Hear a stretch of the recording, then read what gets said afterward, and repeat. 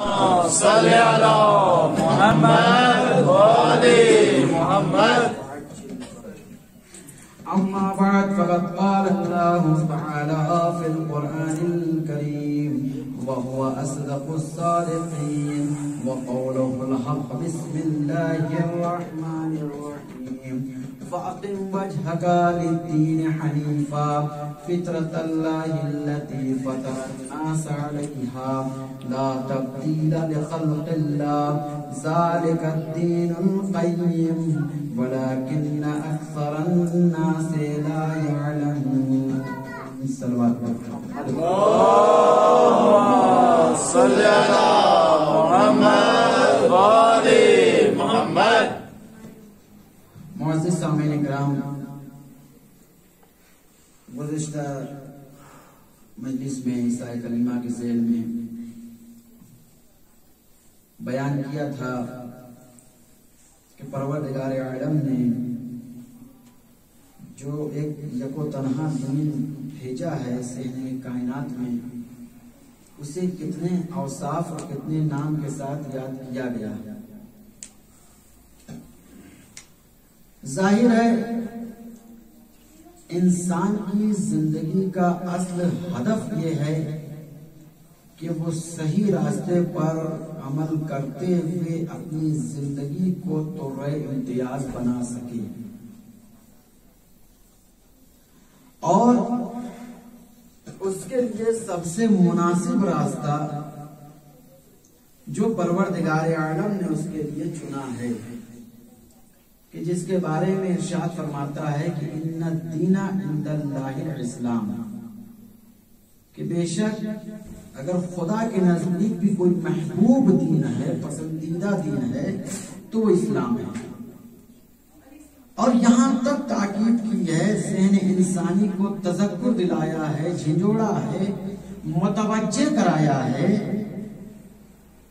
ہر مقام پر اگر ٹھوکریں کھا جانے کے بعد بھی سمجھ میں آ جائے تو اسلام کو قبول کر لینا. دوسرے مقام پر پروردگار عالم ارشاد فرما رہا ہے کہ وَمَن يَبْتَغِ غَيْرَ الْإِسْلَامِ دِينًا، اگر تم نے اس دین اور اس اسلام کے علاوہ کسی اور دین کو اختیار کیا، یہ پروردگار انسانی ذہنوں کو ایسا تذکر دلا رہا ہے کہ وَمَن يَبْتَغِ غَيْرَ الْإِسْلَامِ دِينًا، اگر اس دین اس اسلام کے علاوہ کسی اور دین کو، کسی اور اسلام کو اگر تم نے اختیار کیا، فَلَن يُقْبَلَ مِنْهُ، دنیا والوں کی نگاہ میں بھلے قابل قبول ہو لیکن نگاہ مشیت میں وہ قابل قبول نہیں ہوگا. اس دین، اس اسلام کے علاوہ کسی اور دین کو تم نے اختیار کیا تو فَلَن يُقْبَلَ مِنْهُ، پروردگار کہہ رہا ہے میری بارگاہ میں قابل قبول نہیں ہوگا. وَهُوَ فِي الْآخِرَةِ مِنَ الْخَاسِرِينَ، نتیجہ یہ ہوگا کہ وہ آخرت میں گھاٹا اٹھانے والوں میں سے ہوگا. صلوات پڑھیں محمد وعلی اللہم صلی علی محمد وآل محمد. اس سخت ترین پروردگار کیسا چاہ رہا ہے کہ اس اسلام کو انسان فالو کرے، اس دین کے اوپر انسان اپنی زندگی کو گامزن کر دے، اسلام کی راہوں پر، اسلام کے طریق پر، اسلام کے مسیر کے اوپر انسان اپنی زندگی کی اس گاڑی کو دوڑا دے. کیوں؟ اس لیے کہ انسان کو اعلیٰ مناظر پر پہنچنا ہے، اعلیٰ بلندی پر پہنچنا ہے. تو وہ کب ہوگا؟ جب دین اسلام قبول کرے. اور یاد رکھیے گا، اسی لیے آج ہمارے یہاں جو اختلافات پائے جاتے ہیں اس کی بنیاد یہی ہے کہ انسان اپنے اختیارات کے اعتبار سے دین اسلام چننا پسند کرتا ہے اور نتیجے میں اسے گھاٹا اٹھانا پڑتا ہے. لیکن وہی کہیں گے کہ انسان اختلاف بھی وہی کرتا ہے جہاں تک اس کی رسائی ہو، لیکن جو چیزیں اس کی ہاتھ سے، اس کی پہنچ سے دور ہیں، پھر اس میں انسان اختلاف نہیں کرتا ہے. کبھی نہیں سنا ہوگا، ہمیشہ آپ نے یہی سنا ہوگا کہ امام بارگاہ کو لے کے اختلاف، مساجد کو لے کے اختلاف، مدرسوں کو لے کے اختلاف.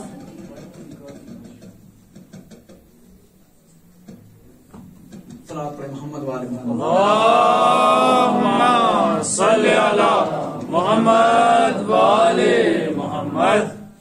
گھڑی تو لگی ہے لیکن چشمہ نہیں، اس وجہ سے جو ہے دکھائی نہیں دیتا. صلوات پر محمد والے محمد. اللهم صل على محمد والے محمد. اختلافات انسان وہاں وجود میں لاتا ہے جہاں اس کے اختیارات ہوتے ہیں.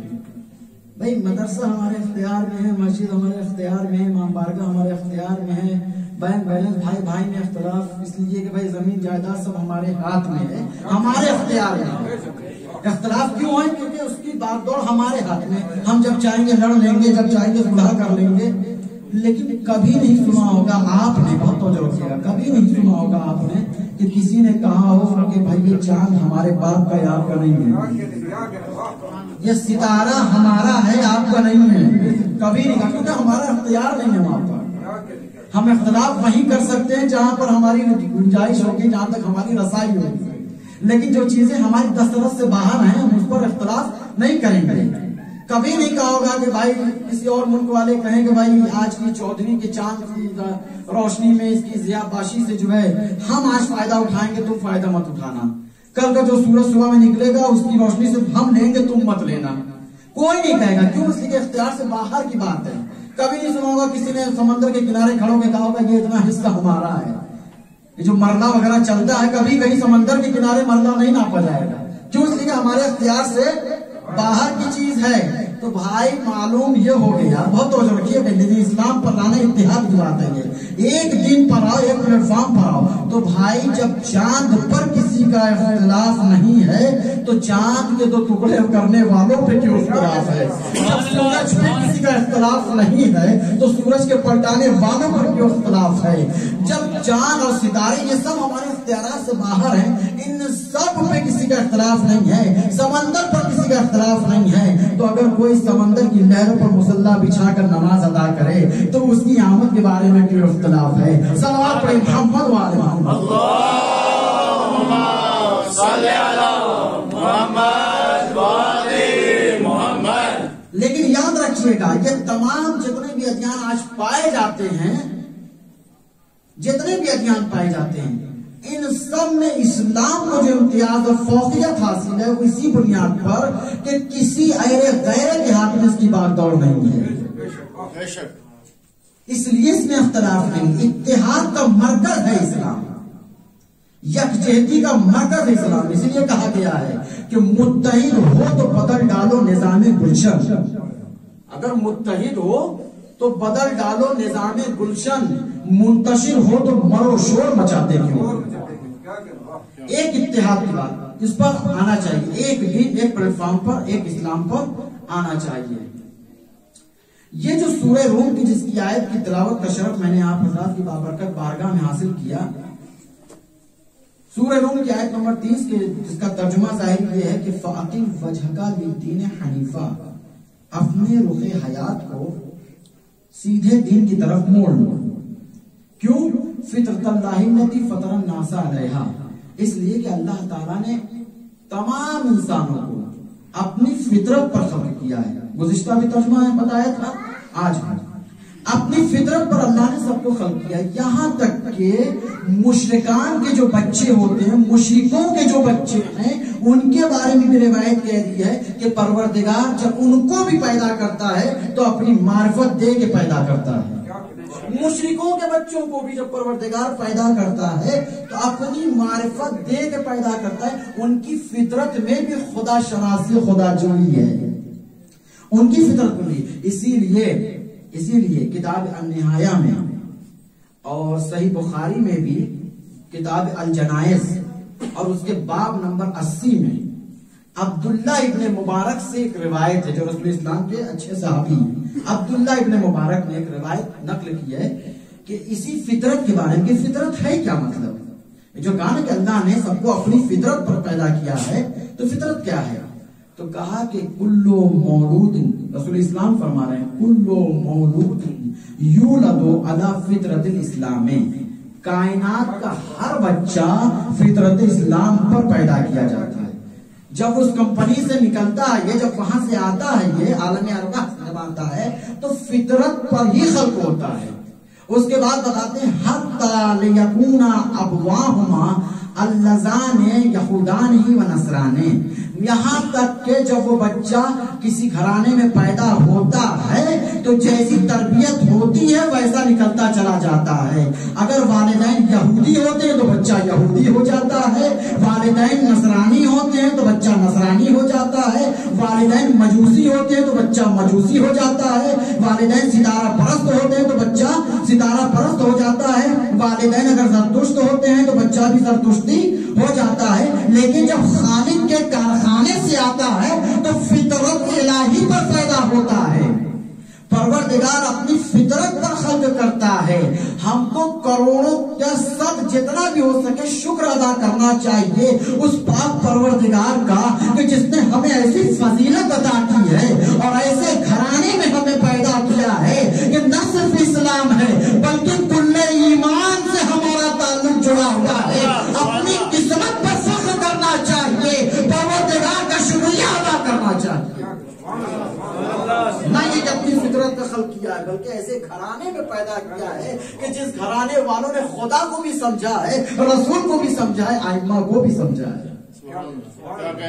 اور وہ حضرات جو سادات کرام ہیں، پروردگار انہیں چشم ابرو پہ رکھنا، ہمیشہ ان کی عزت کو ہمیشہ برقرار رکھنا بہت فضیلت ہے۔ کبھی تنہائی میں بیٹھ کے انسان غور کرے اپنے اوپر کبھی غور کرے، اپنے اوپر ذرا 10 منٹ لگائے کہ آخر میں کون ہوں اور کیا مجھے پروردگار نے فضیلت عطا کی ہے۔ معمولی چیز نہیں ہے انسان۔ رسول مولائے کائنات نے نہج البلاغہ میں جو کہا کہ اتزعم انک جرم صغیر، کیا تم یہ گمان کرتے ہو کہ تم چھوٹے سے کیڑے کے مانند ہو؟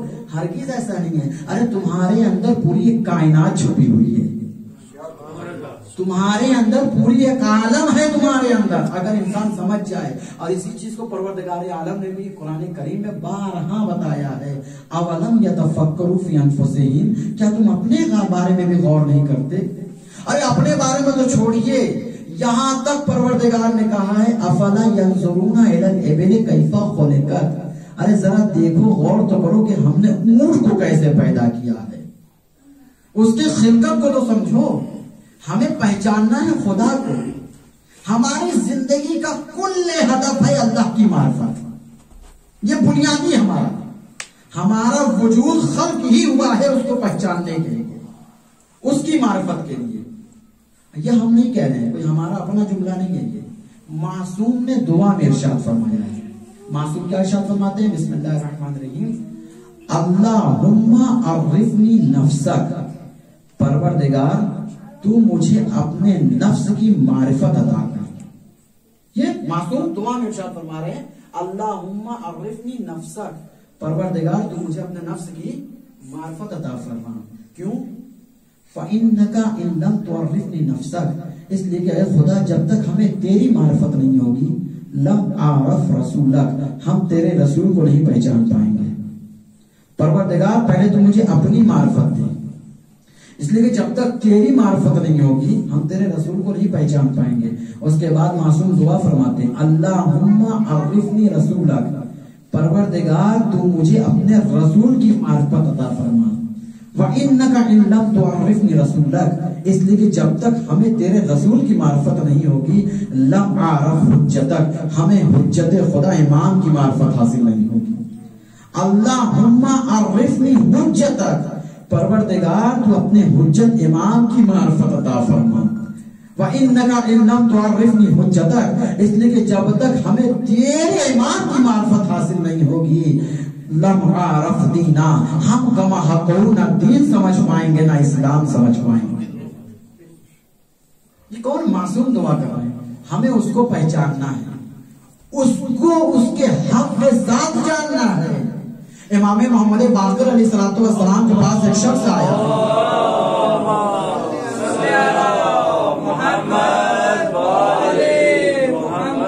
امام کے پاس آیا اور آنے کے بعد کہنے لگا مولا یہ بتائیے کہ مومن پر اللہ تعالیٰ کا حق کیا ہے؟ اللہ تعالیٰ کا جو حق ہے مومن پر کیا ہے؟ امام نے صرف اتنا سا کہا کہ مومن پر اللہ تعالیٰ کا حق یہ ہے کہ اگر مومن درخت کو اشارہ کرے تو درخت چلتا ہوا نظر آئے، یہ اللہ کا حق ہے مومن کے اوپر۔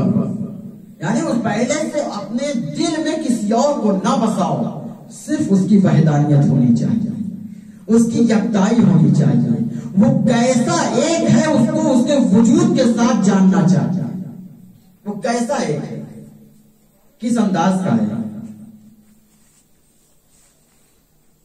معصوم کے زبان میں اسی لیے دیکھیے ہمارے یہاں دو چیزیں بولی جاتی ہیں، دو اصطلاحیں ہیں، ایک ہے اصول دین اور ایک ہے فروع دین۔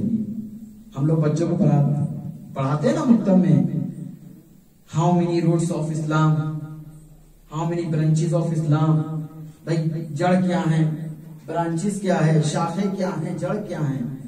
اسلام کی یہ دو چیزیں بہت ضروری ہیں، اصول دین بھی ضروری ہے، فروع دین بھی ضروری ہے۔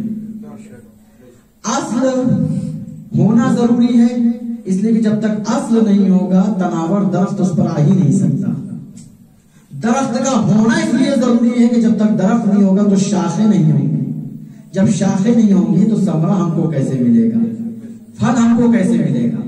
تو اصول دین بھی ضروری ہے، فروع دین بھی ضروری ہے۔ یہاں تک سخت مرحلہ ہے کہ اصول دین میں کسی کی بھی تقلید نہیں ہے، آپ کو اپنے وجود سے خدا کو جاننا اور پہچاننا ہے۔ کوئی بتائے کہ خدا ایک ہے، جب تک بچے تو ٹھیک تھا، لیکن جہاں بڑے ہو گئے اب آپ کو اپنے وجود سے جاننا ہے اس کو ایک۔ فروع دین میں تقلید ہے، شاخیں جہاں ہیں وہاں تقلید ہے، لیکن جہاں اصل ہے دین کی بنیاد ہے اس میں کسی کو بھی سہارا نہیں بنایا۔ اپنے وجود سے جانو کہ خدا ایک ہے، تمہارا وجود گواہی دے کہ پیغمبر آئے ہدایت کے لیے، تمہارا وجود گواہی دے کہ آئینہ خدا کا بھی وجود ہے، تمہارا وجود گواہی دے کہ خدا عادل ہے، تمہارا وجود گواہی دے کہ ہاں قیامت بھی کوئی چیز ہے۔ وجود گواہی دے، کسی کے کہنے میں نہیں آگے بولنا، وجود گواہی دے۔ یہ فطرت ہے انسان کے اندر، پروردگار عالم نے اپنی فطرت کو رکھا ہے۔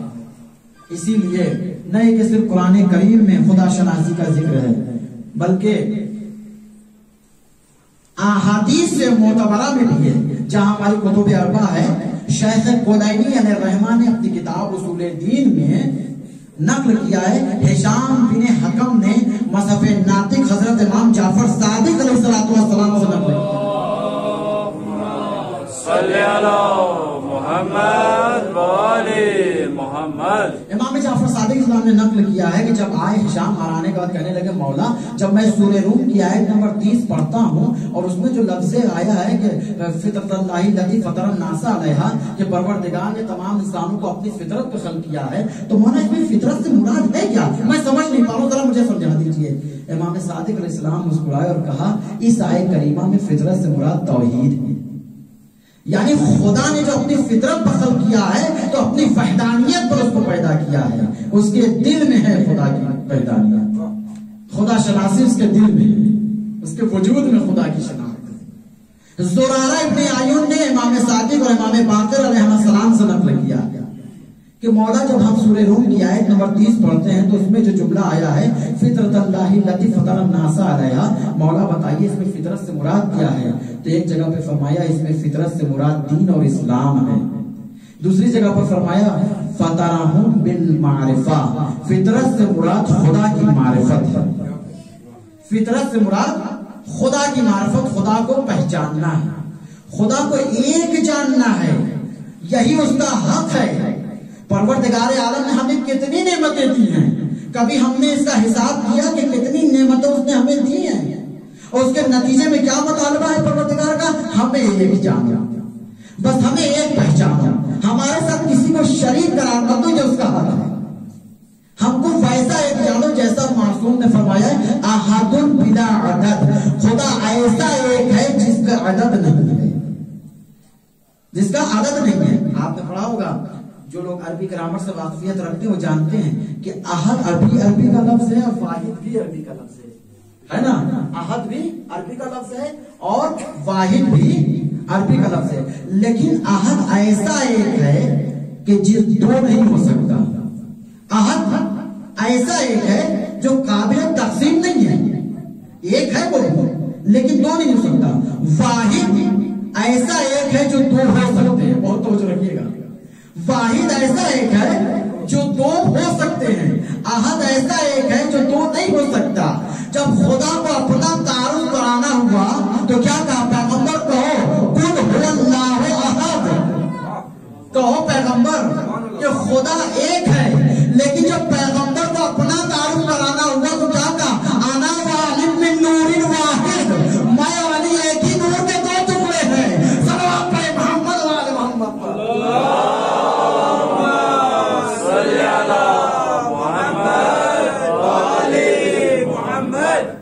احد اور واحد، لیکن ہم کو احد کی منزل میں خدا کو جاننا ہے، ایسا ایک جو دو نہیں ہو سکتا۔ کتنی نعمتیں ہم کو دی پروردگار نے، اور پروردگار نے کہا ہے بسم اللہ الرحمن الرحیم الذی، وہ خدا کہ جعل لکم الارض فراشا، جس نے تمہارے لیے زمین کا فرش بچھایا ہے، والسماء بناء، جس نے تمہارے لیے آسمان کا شامیانہ لگایا ہے، وانزل من السماء ماء، جس نے تمہارے لیے آسمان سے بارش پانی جاری کیا ہے، فاخرج به من كل الثمرات، کیوں بارش جاری کی ہے؟ تاکہ تم لوگ کھیتی باڑی کر کے اپنے لیے ثمرات پھل و فروٹ نکالو زمین سے۔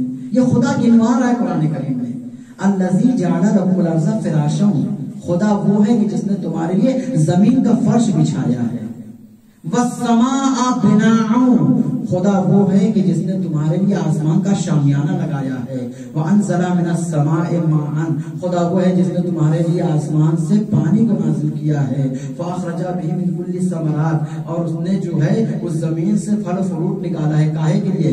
رزقا لکم، اس کو نکال کے اس نے تمہارا رزق قرار دیا ہے۔ کاہے کے لیے قرار دیا ہے؟ صرف کھائے پیے عیش مستی کریں، کھیلے کودے کھائے پیے بڑے ہو جائیں؟ نہیں، آگے پروردگار فرما رہا ہے فَلَا تَجْعَلُوا لِلَّهِ أَنْدَادًا، ہم نے زمین اس لیے بچھائی ہے، آسمان کا شامیانہ اس لیے لگایا ہے، بارش کا پانی اس لیے تمہارے لیے برسایا ہے، زمین سے پھل فروٹ اس لیے نکالا ہے، ہم نے تمہارا رزق اس لیے قرار دیا ہے، فَلَا تَجْعَلُوا لِلَّهِ أَنْدَادًا، تاکہ تم کسی بھی پروردگار کا شریک قرار نہ دو، تاکہ تم کبھی بھی کسی کو خدا کے برابر نہ لا کے کھڑا کر دو، تم خدا کو اس کے حق کے ساتھ جانو۔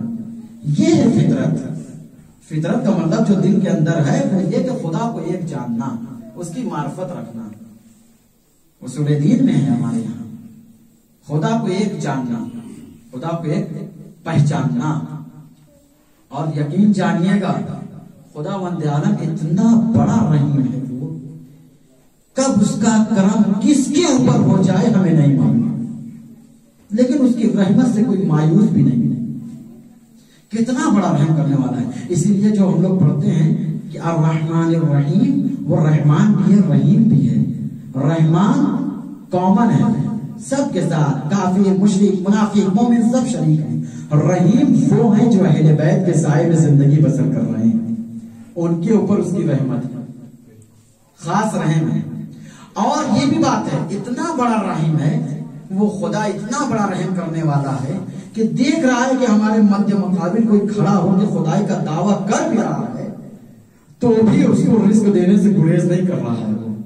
ہم اور آپ ہو، کبھی ہمارے سامنے کوئی مد مقابل کھڑا ہو جائے تو ہم یہی کہہ کے بٹھائیں گے ہم تجھے نہیں دے سکتے، تو ہماری پارٹی سے نہیں ہے، ہمارے سامنے کھڑا ہو گیا ہے، ہمارا تقابل کر رہا ہے، ہمارے برابری ہے۔ لیکن پروردگار کو یہ بھی گوارا ہے، ارے کچھ بھی کہ صحیح ہے تو میرا ہی بندہ، چاہے لاکھ گناہ کر رہا ہے لیکن میرا بندہ ہے، وہ میرے سامنے کیا خدائی سے بڑھ کے بھی کوئی گناہ ہے؟ اس کے سامنے کھڑے ہو کے خدائی کا اعلان کر رہا ہے، فرعون انا ربکم الاعلی، میں تمہارا سب سے بڑا پروردگار ہوں، لیکن اس کو بھی رزق دے رہا ہے۔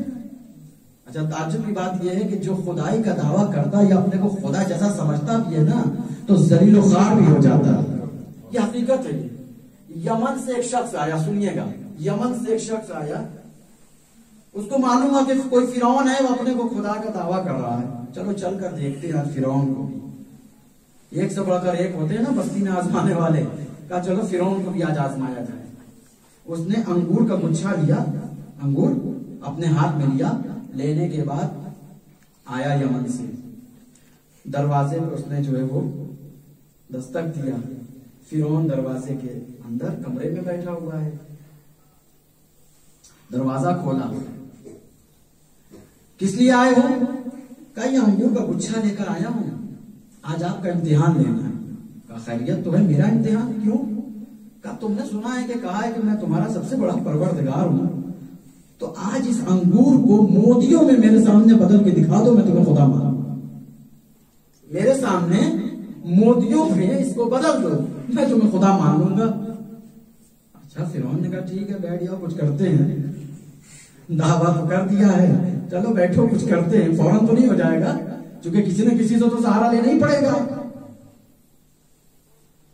اس کو ایک کمرے میں بٹھا دیا اور یہ انگور کا گچھا لیے سوچ رہا ہے کہ کیا کرے بھائی، آج تو خدائی ہماری خطرے میں پڑ ہی گئی، آج کیسے بچائیں اپنی عزت ہم۔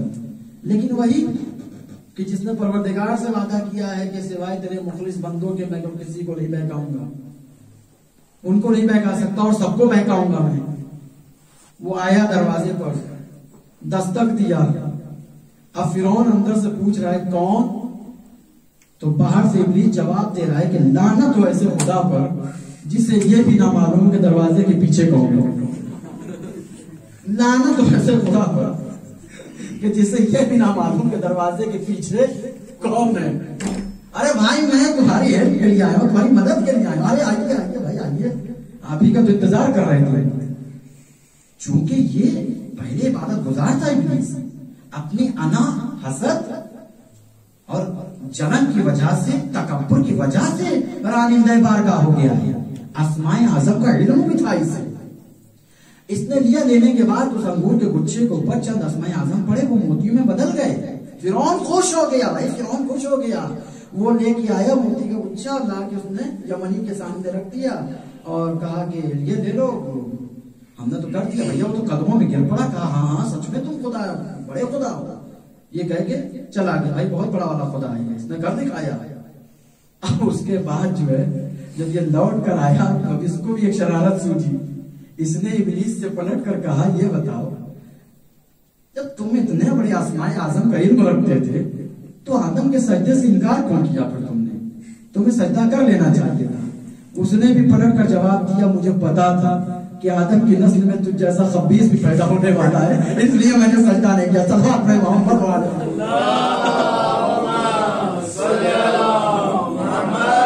اور یہ فرعون جو دریائے نیل میں غرق ہوا ہے تو اپنے کارنامے سے ہوا ہے، یہ بھی جان لیجیے گا۔ کبھی ایسا نہ ہو کہ پروردگار کی طرف کسی کا حرف آ جائے کہ خدا وحدہ لا شریک تو قربائے، نہیں، اس کا اس تکبر نے، اس کے اس دعوے نے اس کو ذلیل و خوار کیا ہے جو دریائے نیل میں غرق ہوا ہے۔ یہی تو وجہ ہے جب جناب موسیٰ کی قوم جو ہے دریائے نیل پار کر چکی تھی اور فرعون کا جو ہے سارے کے سارے لشکر بیچ دریائے نیل میں آ چکے تھے، اور جب پانی سر سے اوپر چڑھنے لگا ہے تو ایک مرتبہ سر کو اٹھا کے آواز دی تھی نا فرعون نے کہ پروردگار، حقیقی پروردگار تو تو ہی ہے، اس کے دل میں بھی فطرت۔ اب پروردگار نے کیا کہا؟ فطرت اللہ التی فطر الناس علیہا، پروردگار نے تمام انسانوں کو اپنی فطرت پہ خلق کیا ہے۔ ممکن ہے کوئی زندگی کی ریس میں آگے نکل جائے، لیکن جب سمجھ میں آ جاتا ہے تو خدا کی طرف پلٹ آتا ہے۔ یہ ہے فطرت کہ اپنی فطرت پہ خلق کیا ہے، کبھی نہ کبھی تو اس کو خدا کی یاد آ ہی جائے گی کہ کوئی تو ہے جس نے ہمیں پیدا کیا ہے۔ اور یہی وجہ ہے جب ایک دن اپنی مسند پر بیٹھا ہوا تھا تو جبریل امین آئے تھے اور آنے بعد قلم اور کاغذ لیے تھے، کہا یہ بتائیے حضور کہ میں بھی آپ ہی کی رعایا میں سے ایک ہوں، اگر آپ کی رعایا میں سے کوئی بھی آپ کی نافرمانی کرے تو اس کی سزا کیا ہونی چاہیے؟ آپ کی رعایا میں سے، آپ اتنے بڑے بادشاہ ہیں، آپ کی رعایا میں سے اگر کوئی بھی نافرمانی کرے اس کی سزا کیا ہونی چاہیے؟ فرعون نے برجستہ کہا ارے اس کو تو اسی دریائے نیل میں غرق کر دینا چاہیے۔ کہ ایک مرتبہ جبریل امین نے قلم کاغذ آگے بڑھایا، کہا جو کہا ہے آپ نے اس کو لکھ دیجئے اور اس پہ اپنی مہر لگا دیجئے، سگنیچر کر دیجئے، اور کر دیا فرعون نے، سب کچھ کر دیا ہے۔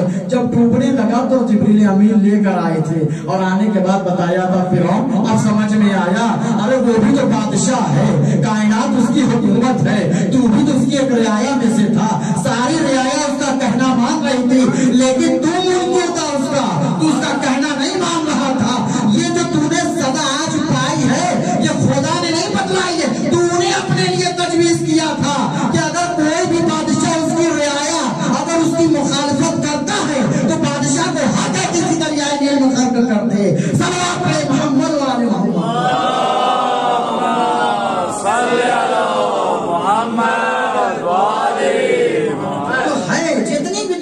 ظالم و جابر جو بھی خدائی کا دعویٰ کرتے نظر آئے ہیں، جو بھی ہٹلر شاہی کرتے نظر آئے، یقین جانیے گا ایک نہ ایک دن زوال آنا ہے اسے، ایک نہ ایک دن مٹ جانا ہے اسے۔ فطرت اللہ التی فطر الناس علیہا، کہ اللہ تعالیٰ نے تمام انسانوں کو اپنی فطرت پر خلق کیا ہے۔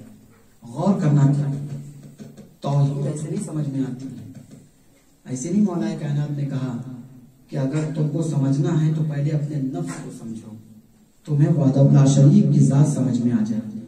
چلیے ہم کہتے ہیں اپنے نفس کو بھی ابھی بالائے طاقت. کبھی ہم نے غور کیا کہ ہمارے پاپا حضرت آدم کو کیسے پیدا کیا گیا ہے؟ کیسے ان کو پیدا کیا گیا ہے؟ ان کی خلقت کیسے ہوئی ہے؟ جب یہ سب چیزیں سمجھ میں آ جائیں گی نا، خود بخود خدا کی ذات سمجھ میں آتی چلی جائے گی. کیسے حضرت آدم کو پیدا کیا پروردگار نے، کن کن وجوہات کی بنا پر، کیا کیا چیزیں ہیں، وہ کون سے اسباب و علل ہیں جن کی بنیاد پر حضرت آدم کی تخلیق ہوئی ہے، وہ کون کون سے آلے ہیں جن سے جناب آدم کو بنایا گیا ہے. غور کرنے کا مقام ہے.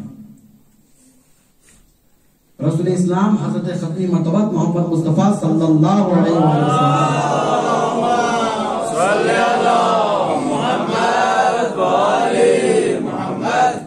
آپ کے پاس ایک شخص آیا اور آنے کے بعد سوال کرنے لگا، یا رسول اللہ یہ بتائیے جناب آدم کو ایک مٹی سے اللہ تعالیٰ نے بنایا ہے یا بہت ساری مٹیوں سے بنایا ہے؟ یہ کس سے سوال ہو رہا ہے؟ رسول خدا سے سوال ہو رہا ہے. یہ بتائیے رسول اللہ کہ جناب آدم کو ایک مٹی سے اللہ تعالیٰ نے بنایا یا کئی مٹی سے بنایا ہے؟ جناب حضرت ختم مرتبہ صلی اللہ علیہ وسلم نے فرمایا حضرت آدم کو کئی طرح سے مٹی سے بنایا ہے.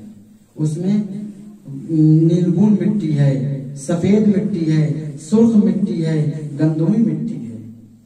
اس سے بنایا ہے جناب آدم کو. پوچھا گیا کیوں، وجہ کیا ہے؟ کہا جو آج تمہیں رنگ برنگے انسان نظر آتے ہیں وہ یہی وجہ ہے. اسی وجہ سے حضرت آدم کو ایک مٹی سے نہیں بنایا ہے، کئی طرح کی مٹی سے بنایا ہے. اور اسی طرح کی روایت جو ہے، اسی طرح کی روایت مولا امیر المومنین غالب کل غالب مطلوب کل طالب حضرت علی ابن ابی طالب علیہ السلام صلی اللہ محمد وآلہ محمد کہ مولا ارشاد فرماتے ہیں کہ جناب آدم علیہ السلام کو جب بنانا مقصود ہوا تو پروردگار عالم نے فرشتوں سے کہا کہ جاؤ مٹی لے کر آؤ. تو کہا کہ 4 طرح کی مٹی منگوائی تھی، نیلگون، سفید جس کو کہ ہم گورا کہتے ہیں، اور سیاہ اور گندمی کلر کی مٹی. اور کہا تھا 3 طرح کا جو ہے وہ 4 طرح کا پانی بھی لے کے آنا. آب شور جس کو نمکین پانی کہتے ہیں، آب شیرین جس کو میٹھا پانی کہتے ہیں، آب تلخ جس کو کہ ہم کڑوا پانی کہتے ہیں، اور آب غلیظ جو تھا یعنی گندا پانی ہے. کہا کہ ایک جو ہے کثافت والا پانی لے کے آنا. فرشتوں کو حکم دیا ہے تو 4 طرح کی مٹی اور 4 طرح کا پانی، اس سے جب گوندھ کے جناب آدم کا پتلا تیار ہوا. اب اس فلسفے کو سمجھائے مومنین پریشان کہ بھائی یہاں تک تو بات سمجھ میں آئی کہ 4 طرح کی مٹی کہا، رسول اسلام سے بھی روایت ہے، مولا کائنات سے بھی روایت ہے کہ 4 طرح کی مٹی 4 طرح کا پانی. سمجھ میں نہیں آ رہا تھا. مصحف ناطق حضرت امام جعفر صادق علیہ الصلوۃ والسلام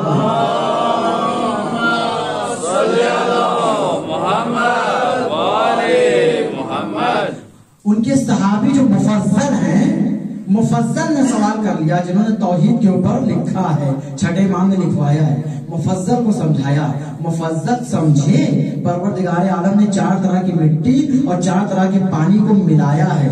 کہا مولا اس کا فلسفہ کیا ہے؟ کیوں پروردگار نے 4 طرح کا پانی جناب آدم کے پتلے کو بنانے کے لیے استعمال کیا؟ کیوں 4 طرح کا پانی لیا؟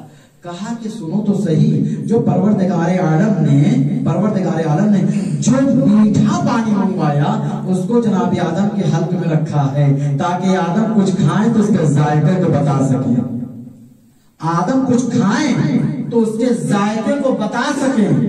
اور کہا کہ جو پروردگار عالم نے آب شور نمکین پانی کو منگوایا ہے وہ انسانوں کی آنکھوں میں رکھا ہے، حضرت آدم کی آنکھوں میں قرار دیا ہے. یہ جو آج آنسو بنتے ہیں یہ اسی کا نتیجہ ہے. یہ وجہ کیا، یہ علامت کیا ہے؟ یہ علامت ہے ایک اچھے انسان ہونے کی، جس کا دل پسیجتا جاتا ہے وہ غمگین ہوتا ہے اور گریہ کرتا ہے. اس پانی کو رکھا ہے جو شور ہے، جو نمکین پانی ہے، جو انسان کی آنکھوں میں رکھا ہے تاکہ اس کی وجہ سے اس کی حیا باقی رہے. اور اس کے بعد کہا کہ یہ کڑوے پانی کا کیا فلسفہ ہے مولا بتائیے. تو چھٹے امام بتا رہے کڑوے پانی کو، تلخ پانی کو انسان کی اور حضرت آدم کے کان میں رکھا ہے تاکہ کوئی بھی موذی جانور کان میں جائے تو وہ مر کے نکلے، انسان نہ مر جائے. یہ کتنا تحفظ ہے پروردگار کا. کبھی غور کیا ہم نے بیٹھ کے کہ کیسے کیسے پروردگار نے نعمات کو خلق کیا ہے، کس کس انداز سے خلق کیا ہے. اور اس کے بعد کہا کہ جو چوتھا پانی ہے وہ انسان کی اور حضرت آدم کی ناک میں قرار دیا ہے تاکہ انسان جب بھی مشکلات میں گرفتار ہو جاتا ہے اور اس کے دماغ میں جب سر درد ہونے لگتا ہے تو اس غلاظت کی وجہ سے اس کا دماغ ہلکا ہو جاتا ہے. اس کی وجہ سے یہ ہے جب حضرت آدم کو سمجھیں گے، جب انسان خود کو سمجھے گا تب سمجھ میں آئے گا وحدہ لا شریک کیا ہے، تب اس کو اس کے حق کے ذات عبادت کریں گے، تب اس عبادت کا مزہ ہی کچھ اور ہوگا. اس لیے ہمارے یہاں اصول دین میں سب سے پہلی چیز کا نام کیا ہے؟ توحید. سب سے باب ہے ہمارا، ہمارے وجود کا حصہ ہے، ہم کو خدا کو سمجھنا ہے. یہ ہے توحید. اور کیسی توحید؟ اس کو سمجھایا ہے ہمارے اور آپ کے سید الشہداء حضرت امام حسین علیہ الصلوۃ والسلام.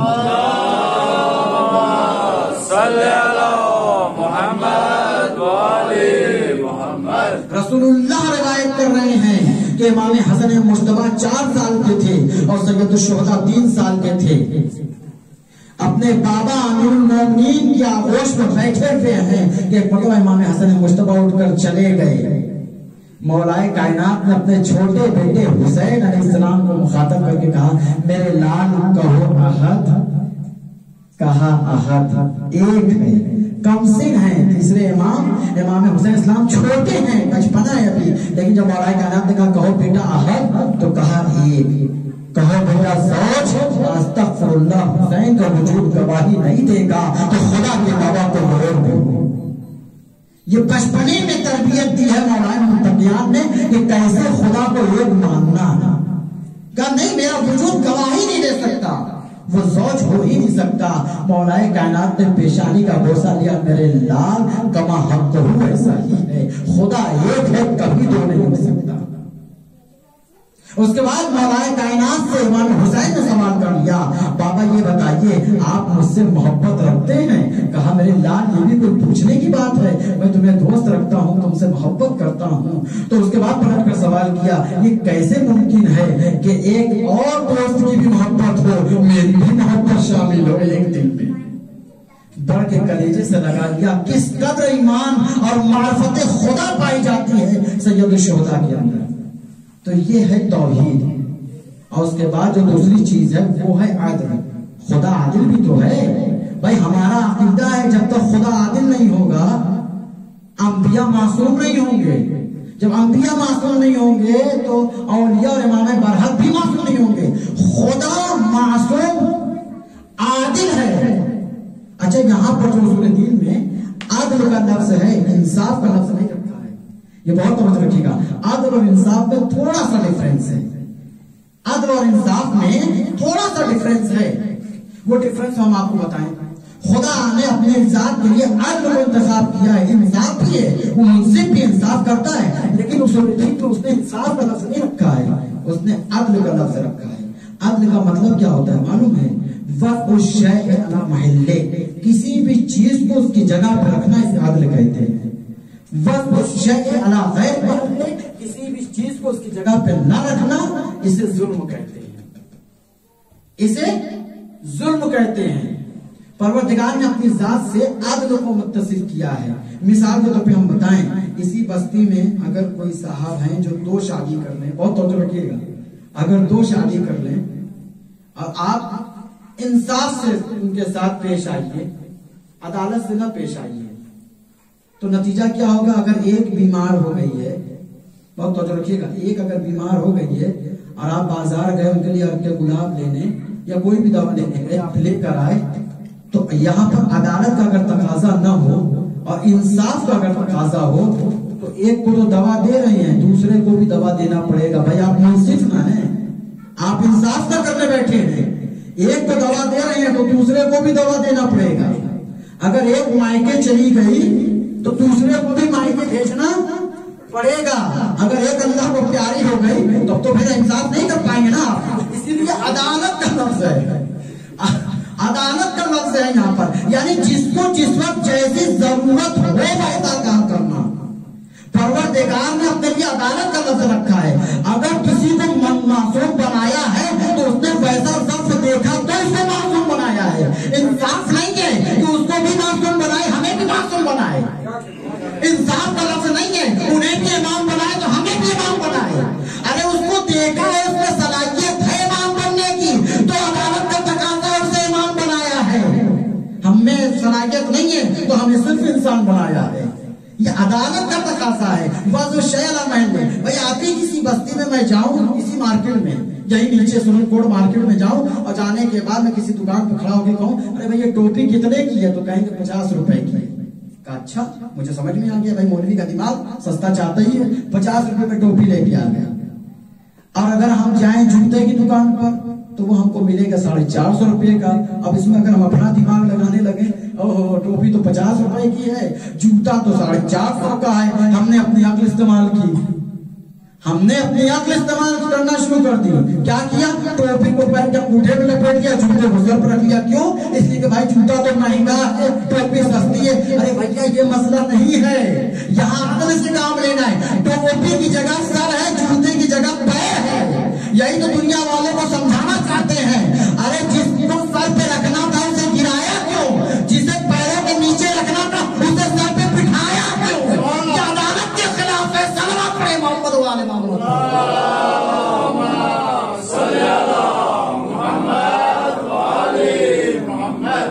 हमको मार्फत अदा करनी है, हासिल करनी है खुदा वहदहुल ला शरीक की। बस मैं अपने आखिरी मरहले की तरफ बढ़ते हुए हमको मार्फत खुदाबंदी हासिल करनी है, उसको जानना, उसको एक पहचानना है। कैसे जानेंगे भाई? हमको जब परवरदिगार ने खल्क किया, अब बिल्कुल साहब यहाँ तो वादी कश्मीर क्या कहना, इसी दुनिया में ही जन्नत आपको अता हो गई है।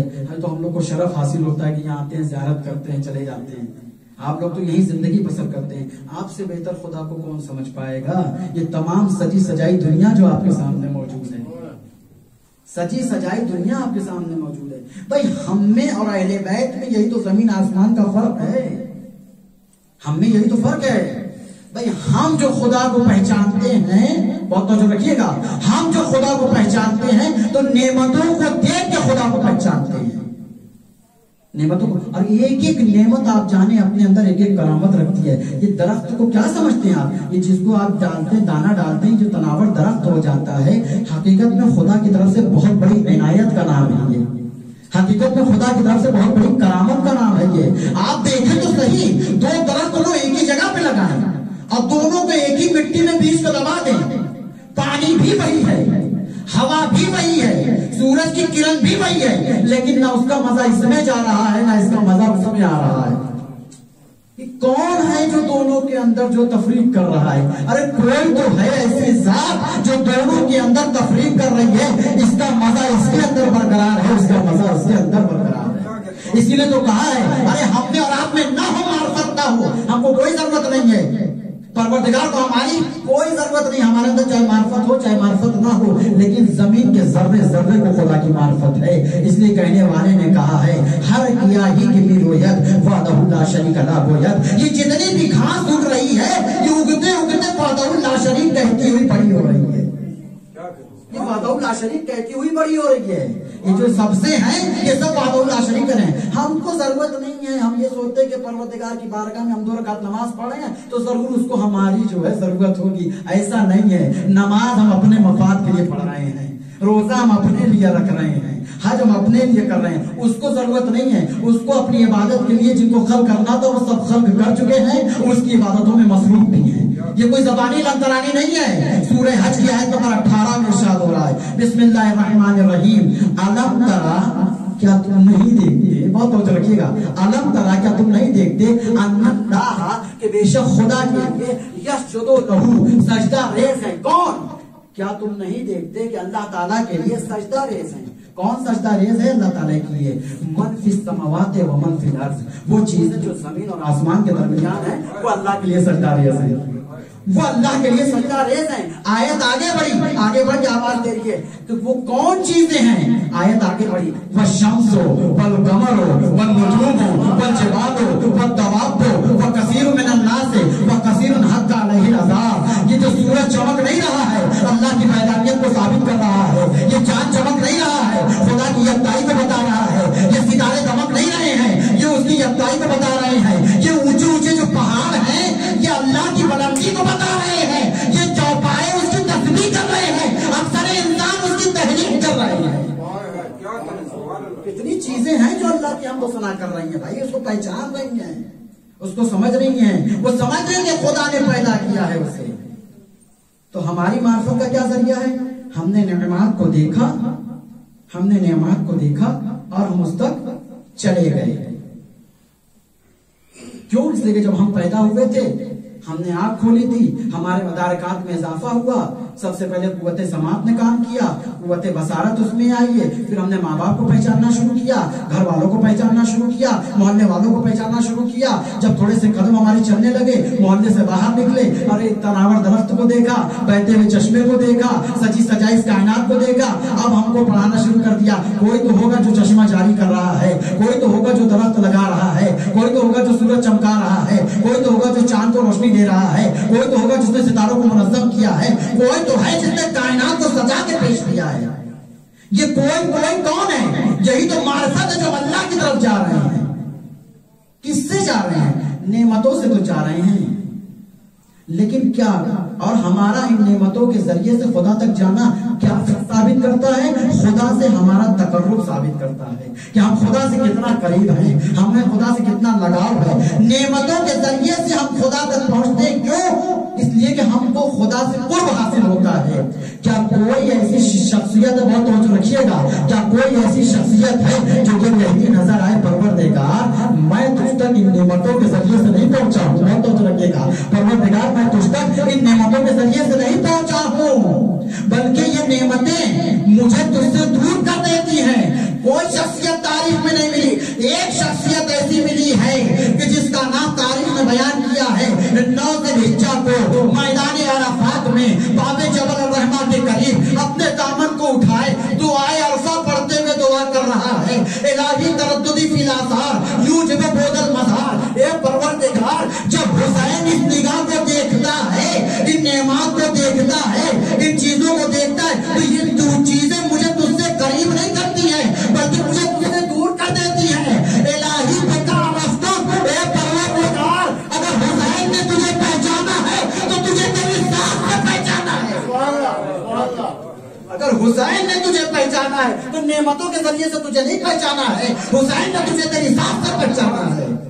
یہ میرے مالک متا خطہ, میرے مالک تو حسین کے لیے چھپا ہی کب تھا.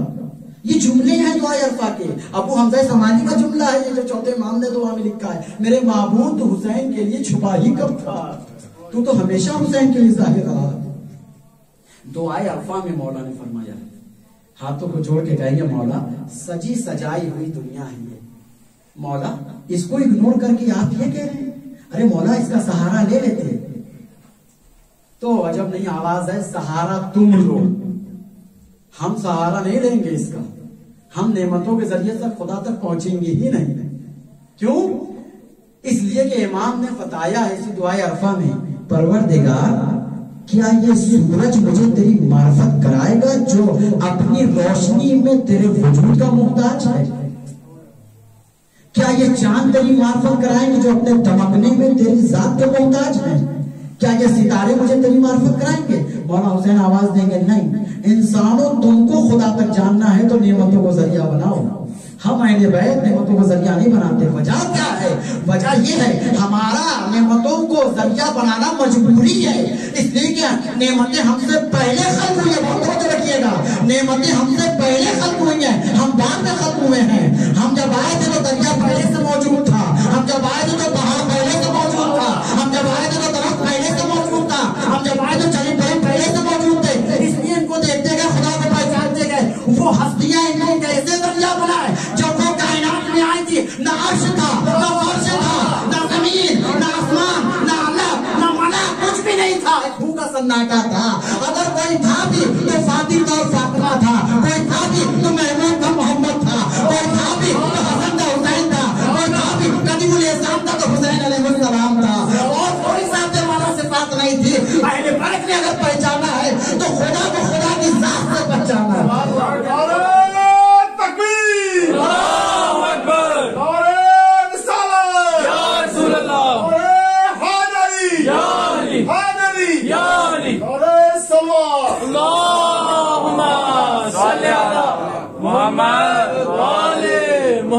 کچھ تھا ہی نہیں معرفت کے لیے۔ اہل بیت نے خدا کو خدا سمجھ کر پہچانا۔ میدان عرفات، بس عزیزوں میں آپ کو اس منزل پر لے آیا۔ میدان عرفات میں گڑ گڑا کے دعا کی ہے پروردگار سے، میں مدینے سے نکل کے آیا ہوں، باب جبل رحمہ کے قریب اپنی آبا کو پھیلا کے دعا کر رہے ہیں، ننھے ننھے بچے ساتھ میں، میدان عرفات میں ہے مولا حسین۔ پروردگار کی کیا تعریف کی ہے اس میں۔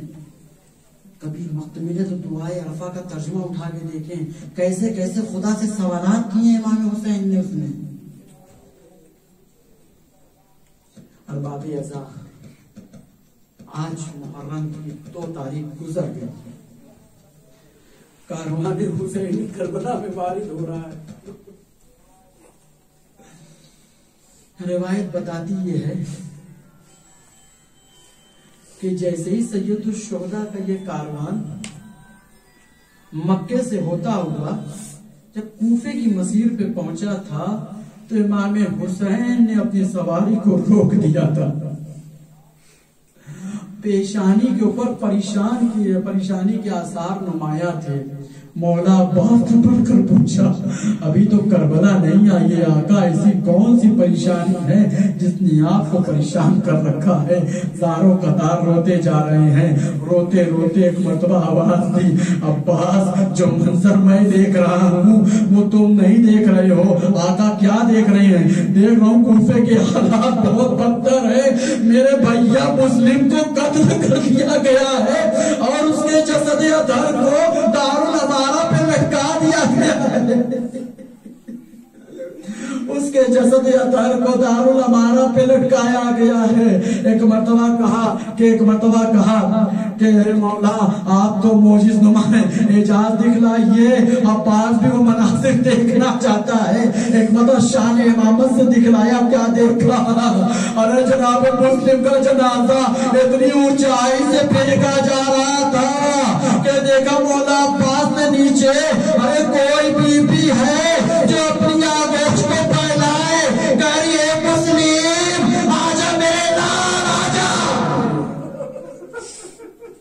کوئی ہے جو مسلم کو اپنی آگوش میں لے رہی ہے۔ لیجیے ارباب ازا، یہی تو وجہ ہے کہ جیسے ابن زیاد والی کوفہ کو معلوم ہوا کہ حسین اس مسیر سے گزر رہے ہیں، حسین کا قافلہ یہاں پہنچا ہے، ان کی سربراہی میں 10,000 کا لشکر بھیج دیا۔